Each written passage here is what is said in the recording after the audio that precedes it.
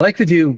I'm really cheap when it comes to doing things like elevate and stuff like that. I think really I've always had that challenge. Really cautious with my time and where I spend it.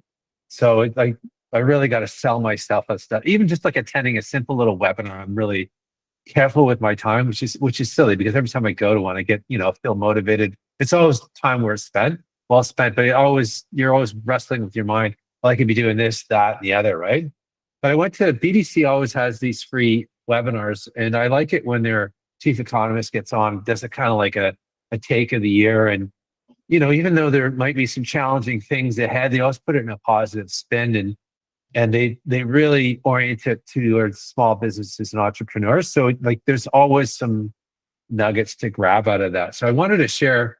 I posted in the sharing thread the actual presentation, which is worth a scan. Just go through. It's all slide deck, so you can get through it pretty quickly and highlight stuff. They have the deep report as well if you wanted to go into that. I'm gonna save that for evenings on the couch. Just try and dig into it because it's kind of like this time of year or orienting to 2026. It really kind of sets your mind in play for plays that you could do. Like I'll just share a couple of takeaways, and I'm going to read them because there's no way to remember this stuff. So I just read them off, and just we can kind of reflect on them if you want. But like the obvious stuff is uncertainty, geopolitics, and higher costs. Like that's here to stay. This uncertainty is going to be at least to the next mandate, U.S. or whatever. It's like living in uncertainty. They kind of dig into what does that mean for a business? What does it mean for other things? So other things, they did some. They had a poll. They did, I think it was 1,500 small businesses, and what are the main issues attracting them? I just picked out the stuff that kind of I resonated with, but profitability is one of the main challenges right now. And then it even said so much, and this is important for B2C because they're investment companies. They want you to invest and accelerate, but entrepreneurs want to solidify the profitability before embarking on any growth objectives. Like, so think about it where there's uncertainty in the market, there's costs are increasing and revenue is more difficult. Profitability is like you're concerned before you grow that you want to make sure you get your margins to grow along with you, not just eroding with more sales, right? They talked about tech innovation, and this is no surprise to anybody. Tech innovation and AI rewriting productivity. And I like this phrase. They say AI is like giving your employees an intern, which I feel like I use my AI like a research assistant or somebody to back and forth on topics. The top business challenges, and this is where profitability makes total sense. Why it's coming to the peak of everyone's mindset. Increased costs, and we're still having supply issues and demand and supply inconsistencies.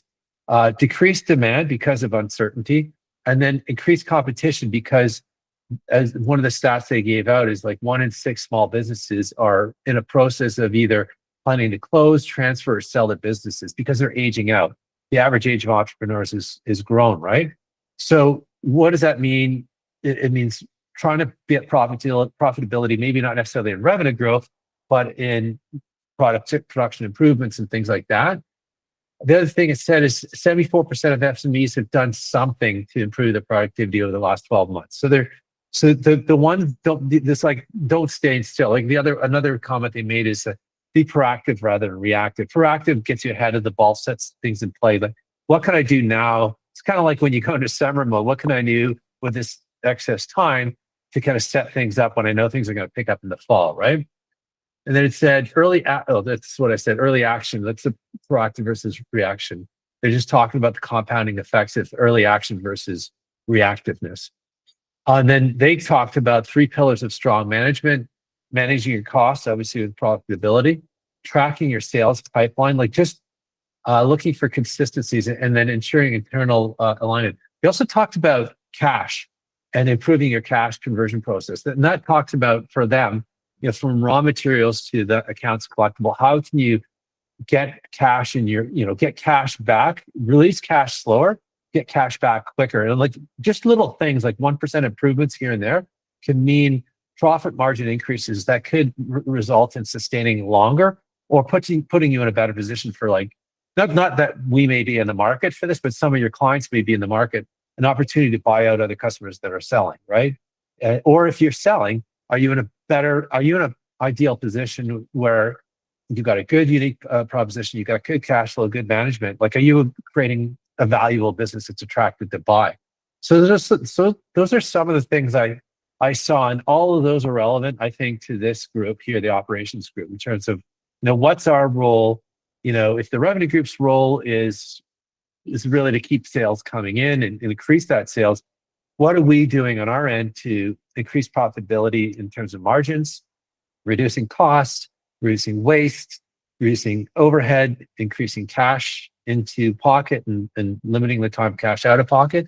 So what are the things that we can do as an organization or as a service delivery to help with those things? So those ones resonate. It's my hour well spent, I think. I got a good PowerPoint presentation out of it at the very least. So just want to go around the room.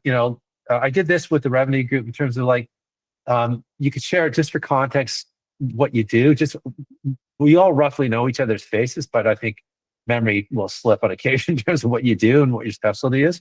And then where's your focus this year in terms of what these concerns are, and in terms of your clients' mind? What are you doing differently? What are your conversations?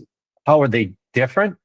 Knowing the environment they're in and knowing our responsibility within that environment. So I'm just going to go around. I'm going to give Ali the lucky. He's been here longest, so he's really. I'm assuming raring to go, especially after Elevate. You probably got some good stuff to share from that. So Ali, go ahead. Okay. So my name is Ali. I work as a business process consultant. So what I do is I work with mostly right now with Series A and Series B startups, and I work with startups and help them prepare for Series A and Series B right now. In terms of efficiency, and also helping them getting some funding too from the VCs.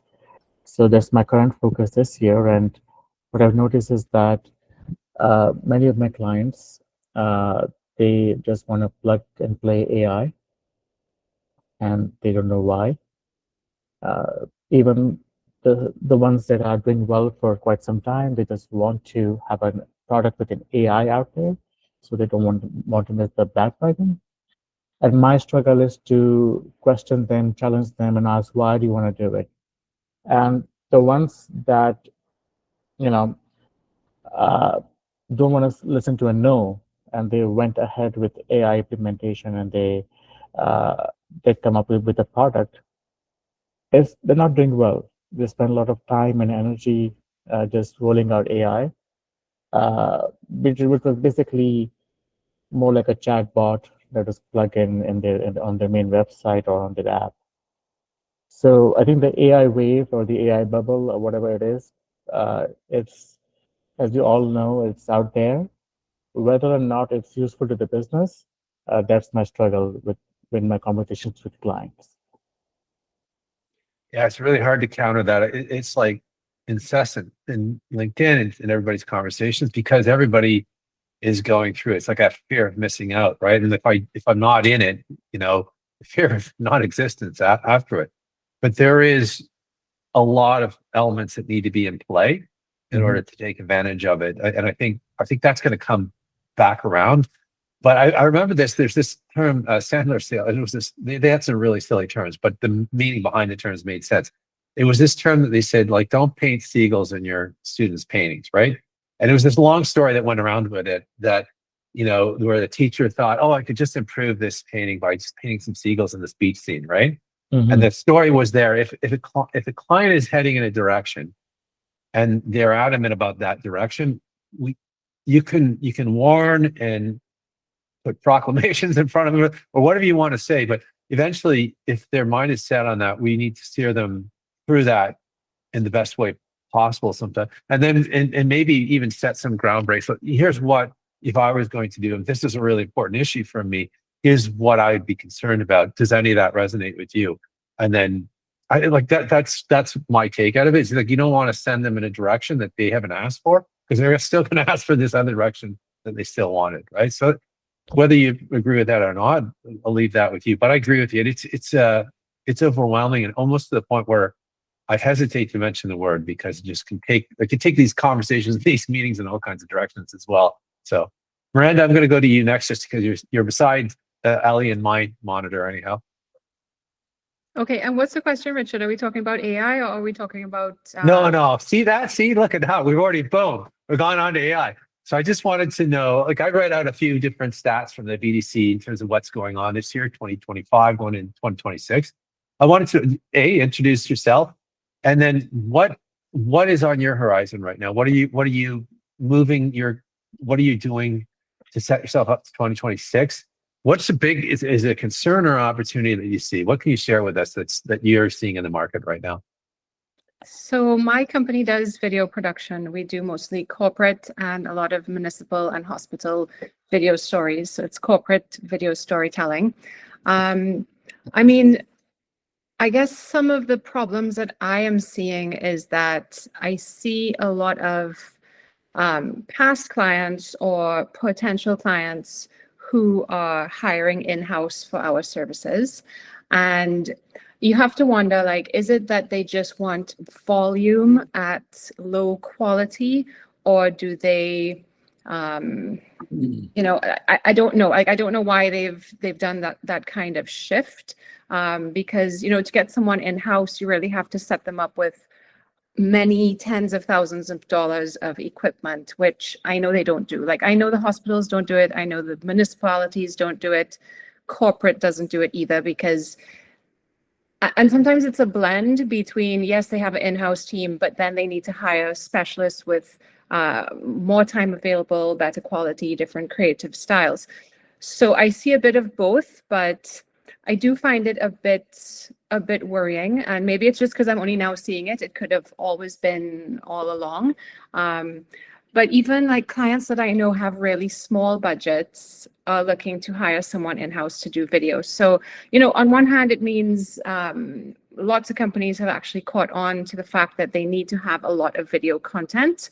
And I think how it's going to work out is, yes, they're going to have an in-house person doing a lot of mediocre quality content, maybe just for the Instagram or Facebook, a kind of a daily, like, just do it every day. But then they still will hire specialist companies like my own to do the more important pieces, which is perfectly fine. I mean, I think that's my concern is, you know, make sure we can still offer a product that is, and a service that is better than what the in-house people do. And then I find, like, I have a client who is a big client. They have huge budgets. They have an internal team, and then they still hired us to do something, which I think is also kind of like, what's really going on here? So I just feel like I have some confusion in the marketplace with clients, and what are they doing? And more importantly, why are they doing these different types of things? If I could jump in here for a second. I guess there's two ways to look at it. Number one, for example, a very simple example is companies used to have in-house recruiting, right? And then external recruiting agencies came about, like Robert Half and so on and so forth. And then after that, then these internal recruiters thought, oh my God, these external agencies are going to take our jobs. That never happened. Then on top of that, then LinkedIn came in. All these external recruiters thought, oh my God, LinkedIn's going to replace us, right? So at the end of the day, the internal recruiters are still there at Google or Tesla or Apple. They're still there. Robert Half is still there, and LinkedIn is still there, right? Nothing has really changed. All that's changed is the database has gotten bigger, but the bigger the database gets, right, the more noise it creates. And same thing is happening with you. So now there's a big push in marketing, and all you marketing people, please jump in. No one cares about, a graphic. Everyone's going towards video. Even LinkedIn is now going towards videos, right? So in order to produce 2, 3, 4 videos a week, you need someone in-house. Like, the external budget would be insane, right? But for a big, I think commercial or like a grander project, they have to use you guys, because the in-house team wouldn't be qualified to do it. For sure. And I know that. And I know the in-house team doesn't have time to take on bigger projects because they're doing the day-to-day Instagram stuff, right? But I mean, I do see some really strange ones out there. Like, we went and we interviewed for this, it was like a tender. So they were interviewing people at this stage, and they wanted to hire an external company to do 8 videos per month. which is a lot. And I thought you should really have someone in-house to do that, you know? So it's like, okay, so you're asking for this, but do you actually have a budget for what you're asking for? Probably not. Like, you'd be better hiring someone in-house, even if you pay them $100,000. So some of it doesn't make sense to me. I don't know if it's like they try things for a year to see, will it work? Will it not work? Should we hire in-house? Should we not? You know, I don't know. It's just those kinds of different things that I see that I really haven't seen much of before. That's a great summary, Manu, and a great analogy too. I was thinking of some other analogies, and I know, like Rob, you'll agree with me. Like when WordPress came out, there's never going to be a need for any web developers anymore. I can date back further. My dad had a magazine publishing company. At the time, I was doing graphic design. We had production studios.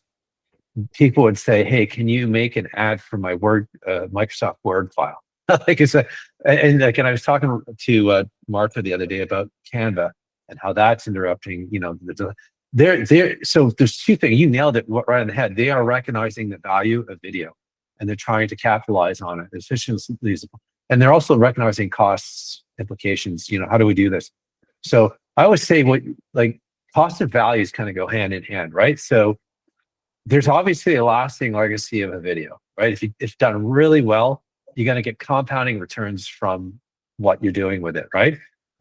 They will recognize that, but maybe they're playing. And I can't put words into their mind, but I've like Manu was saying, I've seen this constantly. Like even the creative agencies, the large companies pull in and have their own internal agencies. No, that doesn't work.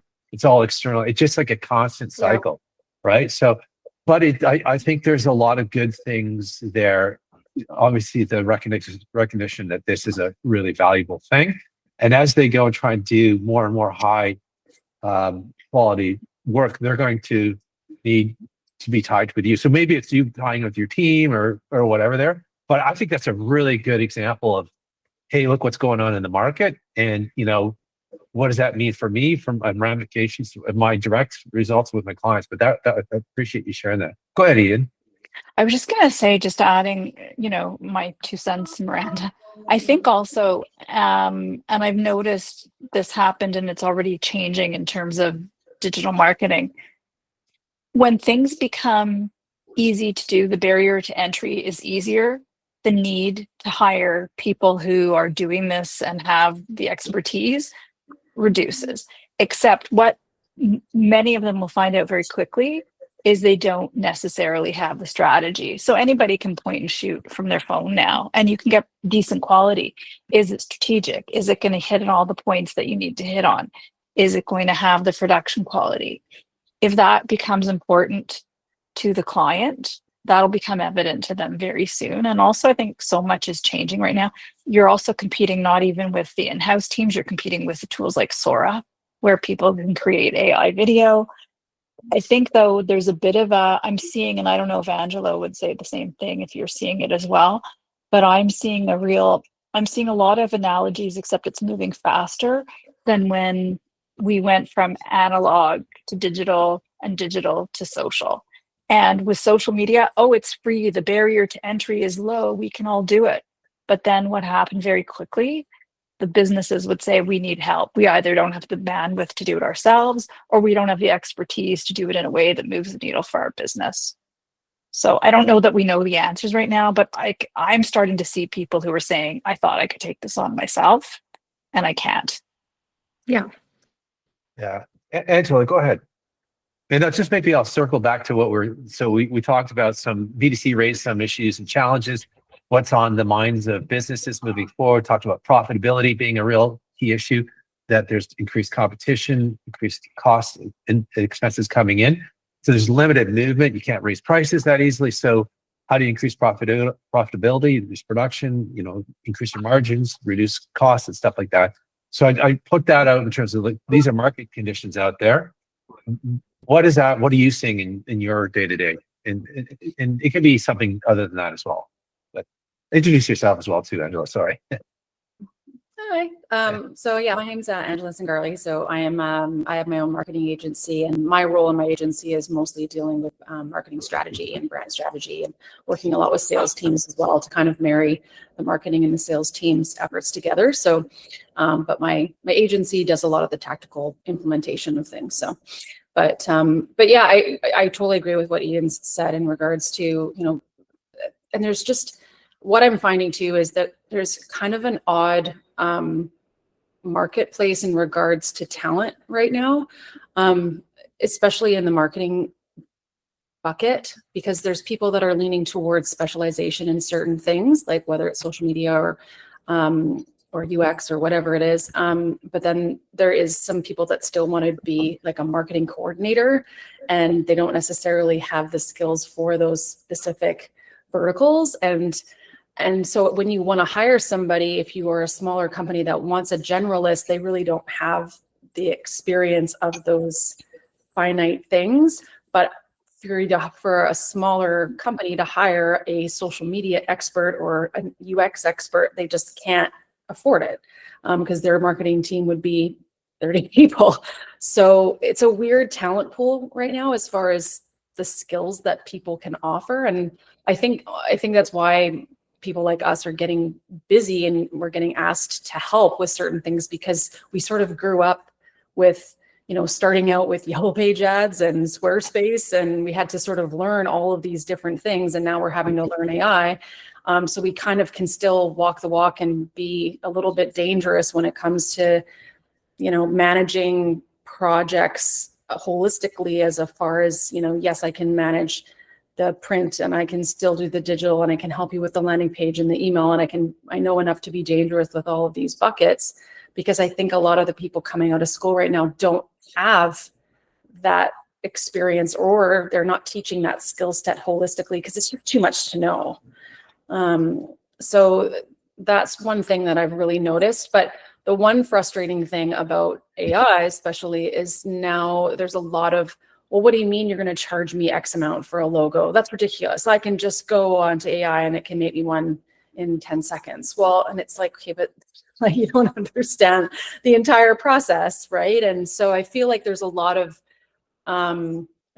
people that have this expectation that AI will, oh, just get AI to do it, just get AI. And it's just kind of like, well, even if you use AI, it still is going to take time, and there's still, you know, ways to go around making it as you know, using it proficiently as a tool. It's not just throw AI in and it's going to just do it for me.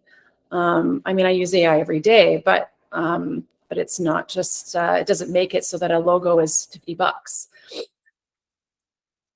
Yeah, you nailed a couple of things. One thing that really caught my attention, just because I got two young boys, one in university, one about to go into university.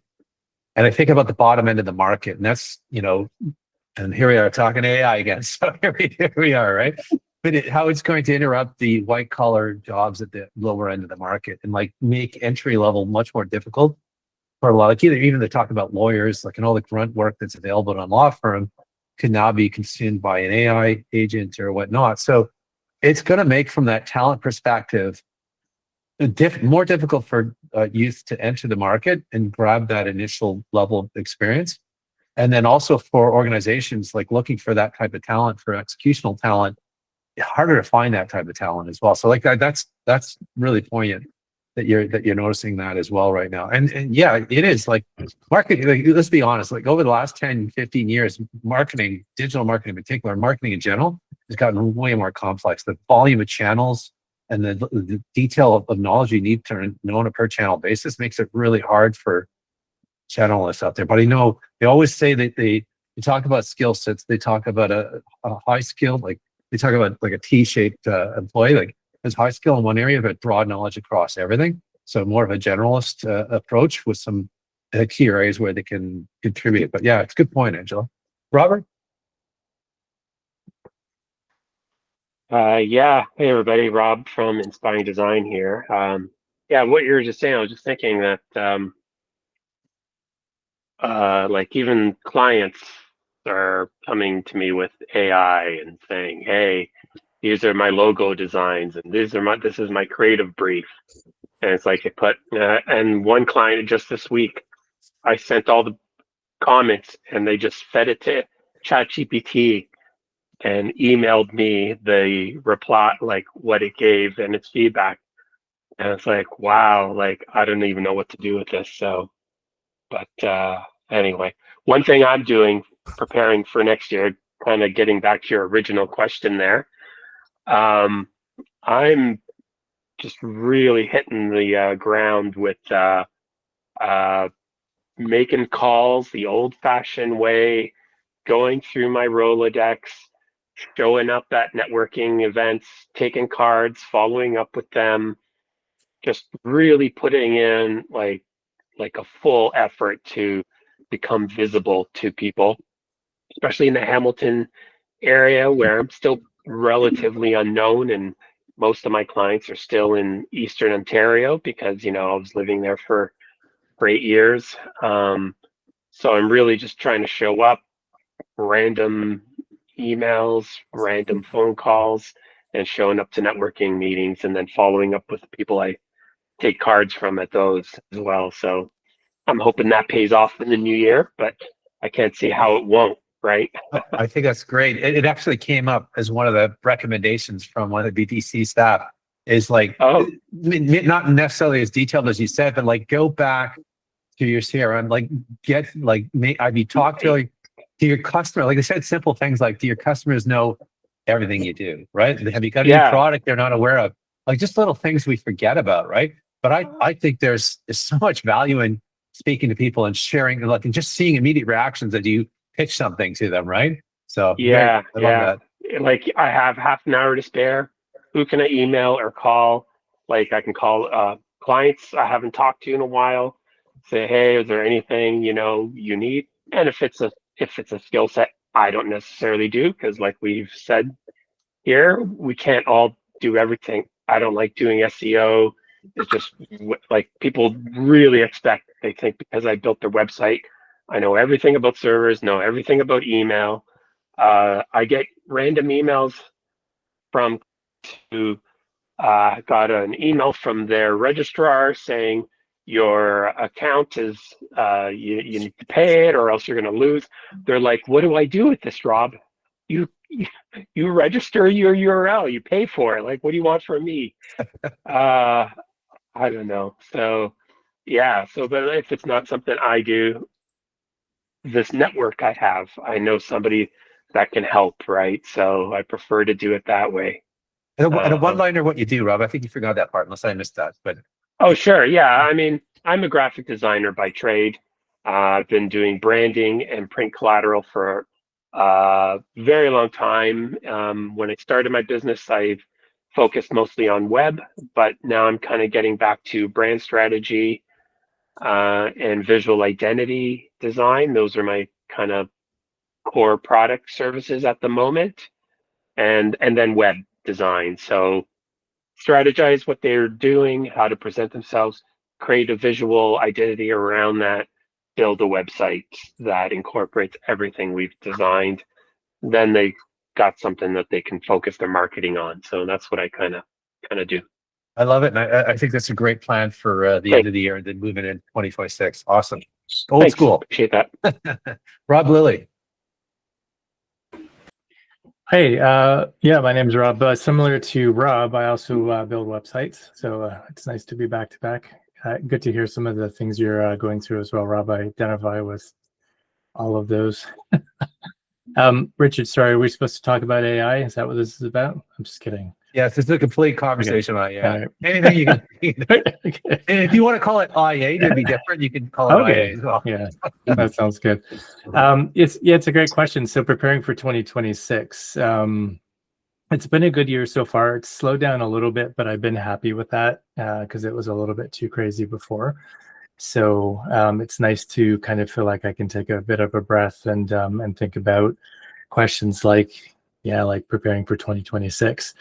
I think for me, because I do have a steady stream of referrals and people that are requiring websites, it's been fairly easy this year for that, but I'm always aware that things can change pretty quickly on that. And so not to talk about AI, but to talk about AI and just know that and Rob may be feeling this as well, is, there's a lot of AI encroaching on building websites. And so far, I haven't been too concerned about it. A lot of the clients we work with wouldn't do well with an AI built website. If it's a martial arts studio, or, a trainer or a coach in some way, AI can do some pretty good things for some pretty generic sites. But, again, a lot of the clients we work with are more specialized, and any AI sort of work with them is just not good. The content doesn't come out as specialized as it would need to be for them, nor with the designs and overall look. So I feel like, at least for 2026, I'm not too worried about what AI is, how much it will encroach on what I do, but it always makes me consider how I'm going to pivot, because, I will need to pivot at some point. At some point, it probably will be good enough to take, a fair amount of the market away. So I think for us, because we're starting to work with clients that require a lot of multi-sites, so a lot of like franchise clients and things like that. So, and since we've been doing a lot more of those, I feel like that's an area that we'll probably end up going more into, just because it's more of an expertise sort of knowledge to do that, and how to make, WordPress work well in those environments, and, update one template and it updates, 30 sites all at once without having to now build a client for 30 sites, and those sorts of things. So I think that's probably where we're going to look a little bit more in 2026 and start our own advertising to attract those kinds of clients. Yeah. Yeah, that's another thing that came out. And if you want to look at it, waste, or are your processes bulky, right? So is there an opportunity to present leanness through, like, and you presented on like WordPress multi-sites, to be able to replicate change across without having to, create a huge amount of value without having to do it with an extensive amount of cost. So that's a good point as well. Manu. Mm-hmm. Yes, sir. So I'm a Canadian US CPA. I focus on corporate tax and high net worth estate planning. So I guess my challenge has been, I come from Fortune 500, right? So I've always worked in big, state of the art technology. But I made a conscious decision when I started my business that I wanted to be more hands-on, more personable, more like a street level type of accountant, right? And a lot of my colleagues are using, HubSpot and Caseware, which is this accounting program, these other tools to automate themselves. I've made a conscious decision not to do that. So, I use QuickBooks for my bookkeeping. I can, just automatically send an invoice. I choose not to do that. I write them an email and say, here's my invoice. Lovely, doing business with you. Please pay this, right? So it takes more time, but I think it provides that human touch. And in my industry, a lot of accountants, the ones that I talk to, are specializing. They just do one little thing and that's it. And a lot of clients are now coming back and saying, I don't want to deal with 6 different people, right? Can you just do the whole thing for me? And that actually forced me about 3-4 months ago to even get a part-time bookkeeper, right? Which I didn't want to do, but I lost a few clients because I didn't do bookkeeping. So if I could, so I've kind of gone against the grain and decided not to implement a whole lot of technology and to not really specialize, as much as I can. It might backfire, I don't know, but that's the route I'm taking. I see a lot of, there's a lot of points of differentiation there, which is a qualifying element for positioning to ask for more money, right? It's like more human touch, more personal. So you're probably dealing with less clients, but more in depth with them. With the general approach, you cover all aspects. They don't have to worry about being the quarterback, right? So yeah, it also depends like what you want to do with your business, right? Like my desire isn't to be this large firm. That doesn't interest me. So I rather have, a small group of people that I like working with and just kind of keep it, quaint. But like I said, it might backfire and I might just become a sheep and do what everyone else does. I don't know. We'll see. Rob, you had a question. Go ahead. Rob Lilly, sorry. Yeah, I was just going to say, Manu, so I think that's really great personally. Like I feel at some point, I don't know when it will be, but I think there's going to be a big, not to talk about AI, but I think there's going to be a big AI backlash coming soon where people are just tired of Miranda as well. People are tired of, AI videos and all of these things that everyone knows is AI and everyone knows is fake and everyone knows was created really easily. So, so that value, I think, is going to be lost in those sorts of things. So I think going to a manual, or at least like a more personal touch in a lot of ways, is potentially going to be the next biggest thing. I'm not exactly sure if that's the case and when that would be the case, but I just feel like with me, I just kind of get tired of robots talking to me all the time, and it would be nice to talk to real people again that truly care about what I'm trying to do in my business. Yeah, and not to go on a tangent here, it's funny you say that, because YouTube has actually delisted certain content creators who are strictly AI, and they've also stopped pushing some of the larger creators who implement a lot of AI in their videos. So, because people are just bored of it, to your point, right? They're tired. So, yeah, 100%. Yeah. Excellent. I like that. Great. Whoop. That's AI in the background, or what? I think so. Yeah. I think it's my phone. Is that my phone? One trend that I thought was quite funny with I have friends in New York, and she said with her daughter, who's a teenager, the new trend is to be like unknown. So no social media, no Google, no nothing. So basically you're just like this, yeah, like you can't be found, and you're sort of this like unidentified sort of person. So who knows if that trend will catch on, but it was interesting to hear that it was sort of cool in high school to just basically have no social profiles, no nothing online whatsoever, and just to be unknown. So I think there's a lot of fatigue happening with social media. Like, I don't know, when I have clients calling me going, "Oh, can you do social media update?" I'm like, "Yeah, I can." Oh God. So, it's just, I mean, I don't even find myself posting on my own socials anymore, just because I'm just tired of it. It's just like, who even cares? Yeah, it's interesting. It's a daily. Go ahead, Rob. I was just gonna say, it's like there's just so much noise now that it's just all noise, right? So it's hard for anything to really be special or stand out. Yeah, Robert, go ahead. Yeah, your hand up. Yeah, I'm tired of. This is why I don't offer social media as a service, because most of the business social media accounts are automated systems, auto-generated, auto-posted, and then interacted by auto interactions. It's like, what's the whole point of that? And I think they estimate that, I think it's 2027, a threshold will be crossed that there will be more artificial intelligence on the internet than humans. So we'll cross that. It'll be more computerized interacting and creating content than humans will be. If it even takes that long, I don't know. But which is kind of sad. And then I think all the humans are gonna delist themselves, like Angela was saying. Yeah, it's like, I don't want to. I'm just gonna have this computer browse for, like, I don't know, businesses. That's all they're doing. Like, speaking about businesses, it's like, it's inauthentic. If you're posting about something you actually did and you wrote it, awesome.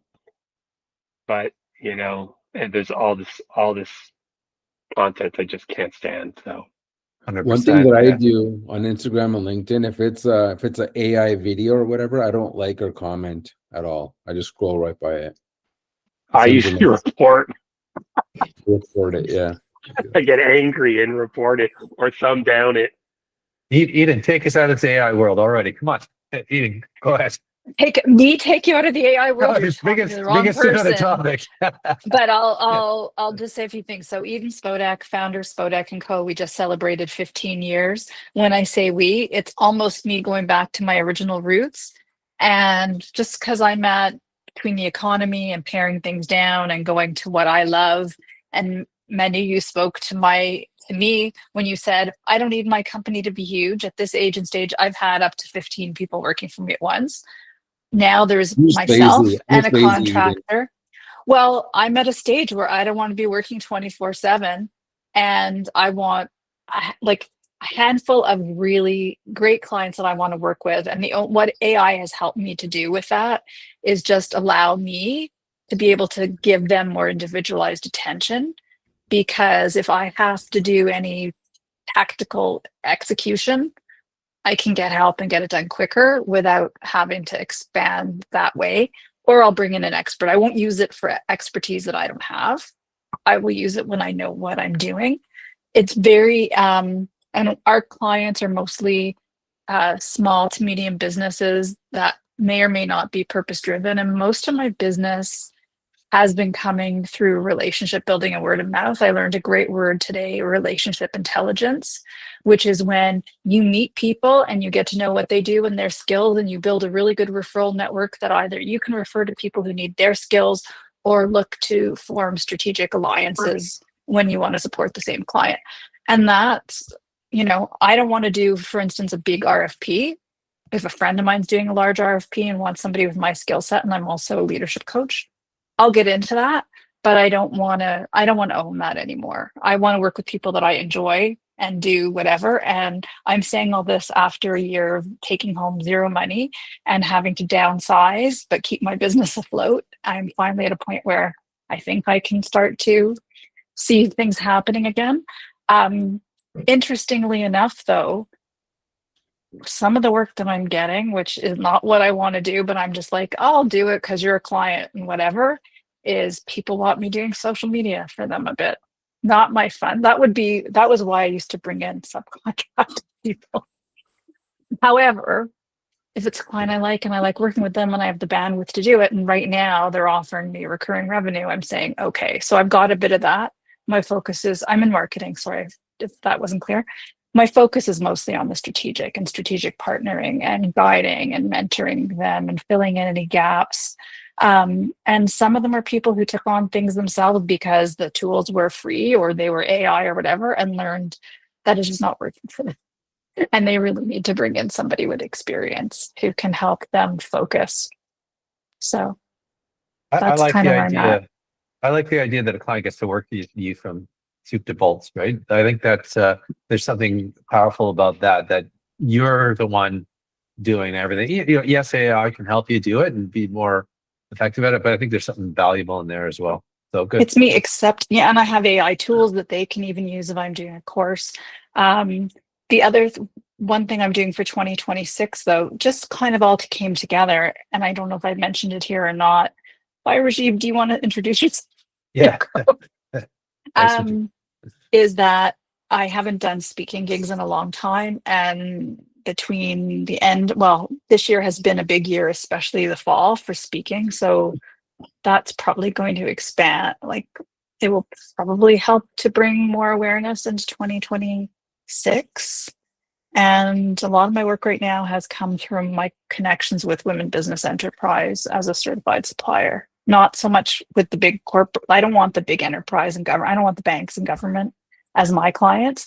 I want the other certified suppliers. And it's been, helpful for that because I've worked hard within the organization. So I like that. That's great, that's Eden. kind of it. Thanks. Appreciate Thank that. you. Henrik.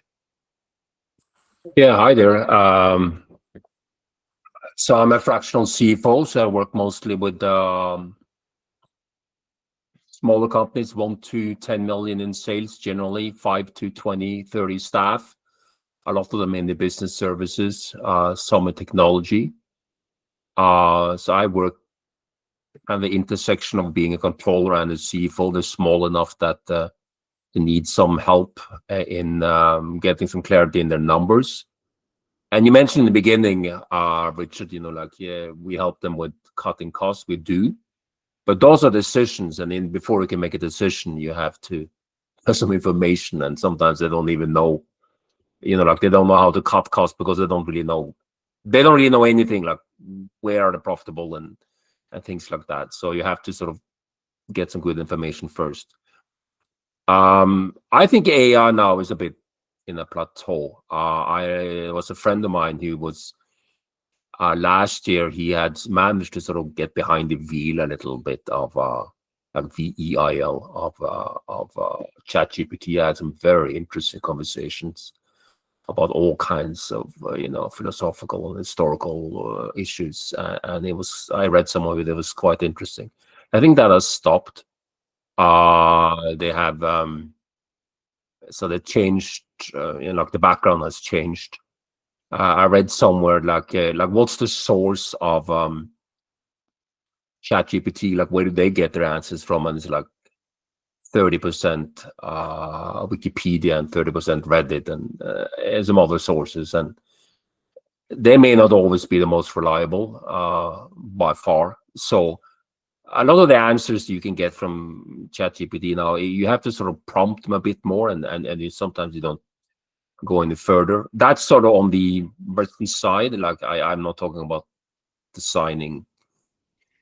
Let me redirect you a little bit and ask by a question. And are you in an advantageous service right now, given the state of the market, in terms of like profitability, and like you said, just having alignment in terms of visibility and your finance? Are you in an ideal? Is this an ideal market for you to come in and rescue? I don't know. There's an ideal market for him. I personally haven't felt it to be an ideal market. I think it's a lot of clients are probably hesitant to hire anyone right now. So I don't know. I actually, and there's some fractional CFOs who are probably doing quite well. There are more fractional CFOs coming on market. There are more fractionals of anything coming on board right now than any time before. So right now, I think the supply of fractionals is probably outstripping demand a little bit. So I don't know. Actually, I don't know the answer to that. If it's good or bad, you have to talk to more people than me. I haven't. I still have some availability. So in that sense, I'm not. It's not that good. But I guess I'm pinning on the one thing you said. Like you have to have visibility to make good decisions, right? Like you can be randomly trying to like. It's like a person drowning. You're randomly grasping at the water to save yourself until you stop. Yeah, exactly. Yeah. So, and that's kind of what I like to provide. You have to have some visibility, and a lot of companies, they don't have that. But you have to sort of know what you don't know. A lot of companies don't even know that they don't have visibility. They sort of get by, and. You have the trucking company. You see the parking lot is empty. Oh yeah, all my trucks are out driving, so I must be making money. Yeah, maybe not. So those are the kinds of people go by sort of shorthand kind of measures.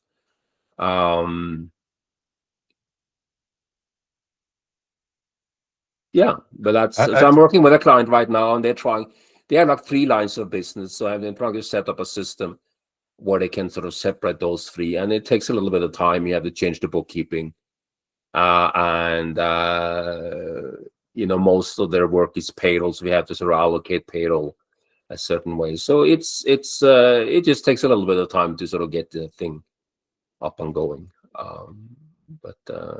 Yeah. Thanks for sharing. I appreciate that. I'm going to throw this out to everybody.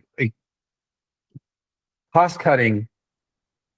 It can go to the priorities of a business, right? In terms of what a business sees as a cost versus a necessary, a need to have. Like, I mean, what I wonder we need to do is like, how do we put visibility, if I use that same word, on the fact that what we're doing is going to be a cost saving or cost, like a margin increasing element, right? So like, if somebody's not seeing the value of what you're offering, it's really hard to challenge that cost cutting measure, if I'm getting anything. Yeah, no, it's true. Like a lot of service-based businesses, by far their biggest expense is payroll. So they're always looking at their payroll. If they can cut anything there. So maybe that's where fractionals come in, and it's a bit of a sell for them that you don't have to pay anyone full time. And in that sense, I think for fractional CFOs and fractionals of any kind, I think it might be a good market because they want to cut full-time staff and hire something cheaper. Yeah, I would also say too, like, I mean, there's so many fractionals in the market. Some of that's our perception too, right? Like what we're seeing, like you're going at networking events and there's a lot of fractionals all over the place. You're attending things like that. You might have a different visibility than what's actually out there. It could be true. I mean, it could be right now. The markets are shaking right now. I heard a comment somebody made, you know, where they're talking about losing your job in your 20s versus losing your job at 55. And the guy, the comment that stuck with me, because that's close to my age, is like, when you lose your job at 55, you're done. When you lose your job at 27, you got a chance to recuperate, right? I wonder if that encourages a lot of fractional work. I wonder if there's a freedom. I don't know what it is, but I definitely think the way that markets go, the way that clients goes, is that cyclical thing of pulling things inside and then can't handle it inside, realizing it's just another area I got to manage, and I'm not really good at cost-effective management of that. Let me outsource that again and put that responsibility and accountability out of house. That's a cyclical thing I've seen throughout my career. So I don't think this is any, yeah, there's a lot of different rationales and reasons why it's happening, but I don't think it's any different in terms of how it feels in terms of the inside outside. You guys thoughts on that? Or am I just imagining things? Maybe. Who knows? Well, you're certainly right about 55. A lot of fractionals are in that age group, and they don't have a choice about it. It is what it is. So in that sense, it's right, and a lot of people in that age group are being let go, and so they become a fractional, or they retire, or they do something, you know, completely different, become a Greek like Walmart or whatever, you know. So just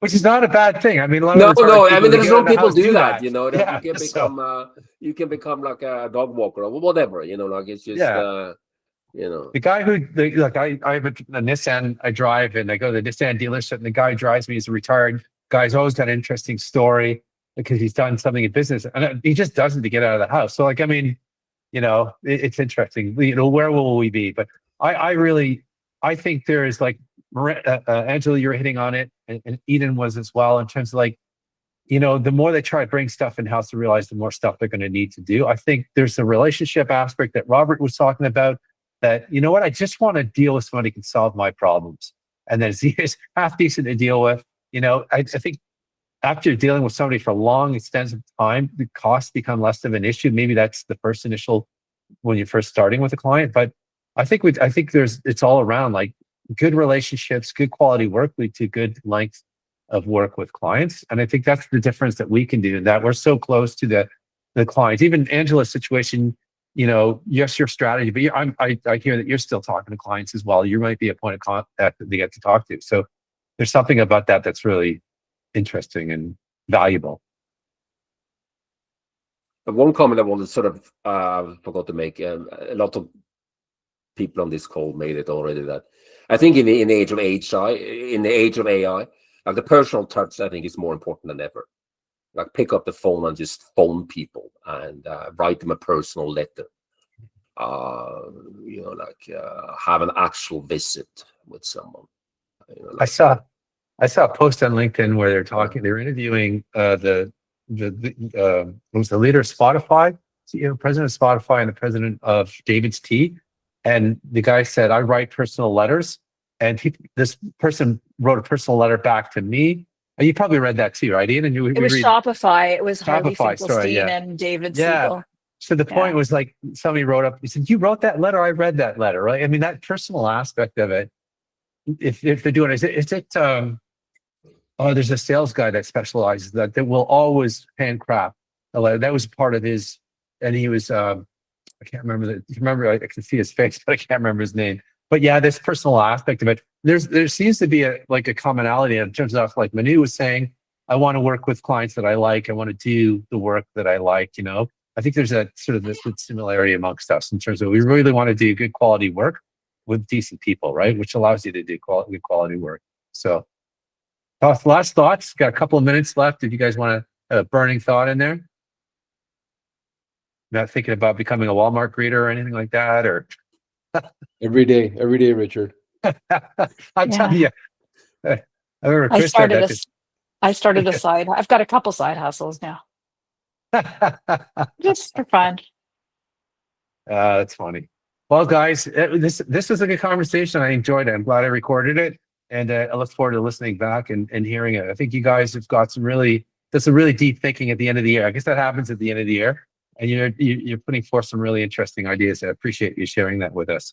And I'll post this on our channel, so it's available for the others if you want to do a rewind of it. On that note, guys, have a fantastic end of October, going into that crazy season that happens once we passed Thanksgiving, or no, so it's past Halloween when we start seeing all the Christmas lights go up all of a sudden.